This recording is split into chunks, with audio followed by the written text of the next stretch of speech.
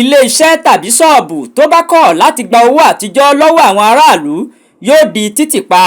Gómìnà ìpínlẹ̀ Ondo Rotimi Akeredolu ló sọ bẹ́ẹ̀. Ìjọba ìpínlẹ̀ Ondo ti sọ pé òun yóò gbé ilé iṣẹ́ èyíkéyìí tó bá kọ̀ láti gba owó náírà àtijọ́ lọ́wọ́ àwọn aráàlú, òun ó gbé tì pa. Olùdámọ̀ràn àgbà sí gómìnà ìpínlẹ̀ náà lórí àkànṣe iṣẹ́ ọ̀mọ̀wé Doyin Ọdẹ́bọ̀wálé ló sọ bẹ́ẹ̀ lórí ètò tó ṣe lórí ìmọ̀ọ́máwòrán kan ní ìlú Àkúrẹ́. Ó ní ẹnikẹ́ni tó bá kọ̀ láti gba 500 naira àti 1000 àtijọ́ lọ́wọ́ àwọn aráàlú yóò fojú winá òfin. Gẹ́gẹ́ bí ohun tó sọ, ìnira tí àwọn ènìyàn ń dojúkọ lọ́wọ́ yìí ó mà pọ̀ gan ni lórí àìgbà owó lọ́wọ́ ara wọn láàrin ìlú. Ó fi kún wípé gbogbo àwọn awakọ̀ ní ìpínlẹ̀ Ondo gbọ́dọ̀ máa gba owó àtijọ́ ọ̀hún.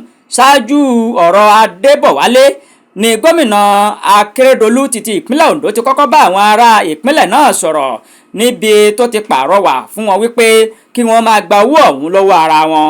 Akeredolu sọ nínú àtẹ̀jáde rẹ̀ wípé níwọ̀n ìgbà tí ilé ẹjọ́ tó ga jù ní ilẹ̀ wa tó ti sọ wípé ká máa ná owó ọ̀hún lọ títí ìparí ọdún yìí, ó ní kí ló ń ṣe àwọn aráàlú láti má gba owó ọ̀hún lọ́wọ́ ara wọn.